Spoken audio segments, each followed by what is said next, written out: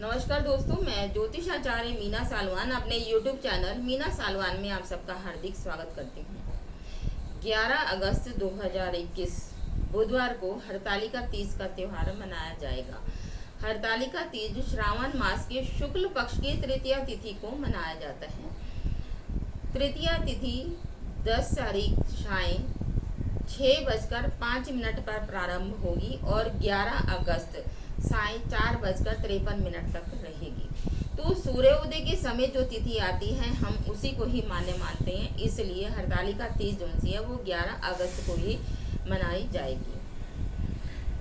शिव महापुराण के अनुसार इस दिन शिव और पार्वती का पुनर्मिलन हुआ था, इसलिए इस दिन का विशेष महत्व है।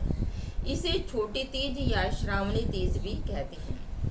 इस दिन महिलाएं व्रत रखती हैं, 16 श्रृंगार करती हैं और अपने पति की लंबी आयु और उनके अच्छे स्वास्थ्य के लिए कामना करती हैं। सुहागन स्त्रियों के साथ साथ कुंवारी लड़कियों द्वारा भी यह व्रत रखा जाता है, क्योंकि यह श्रावण मास में आता है और चारों ओर हरियाली ही हरियाली होती है, इसलिए इसे हरतालिका तीज भी कहते हैं।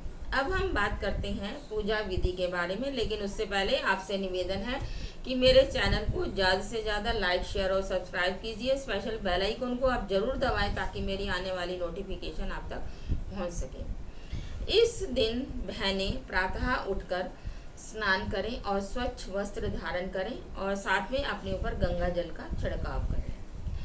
उसके बाद आपने काली मिट्टी लेकर, अगर काली मिट्टी है तो ठीक है, नहीं तो आप दूसरी मिट्टी भी ले सकते हैं। उसमें गंगा जल मिलाइए, थोड़ा सा गुलाब जल मिलाइए और थोड़ी सी हल्दी मिलाकर आपने शिवलिंग बनाने हैं और साथ में गणेश और पार्वती जी की प्रतिमा बनानी है। अगर आप ऐसा नहीं कर सकते तो आप बाजार से बनी हुई प्रतिमा भी ला सकते हैं और उसको अपने मंदिर में स्थापित करें और षोडश उपचार द्वारा, विधि विधान द्वारा उनका पूजन करें। उसके बाद आपने हाथ में जल लेकर संकल्प लेना है, मम उमा महेश्वर सायुज्य सिद्धे हरतालिका व्रतम अहम करिष्ये।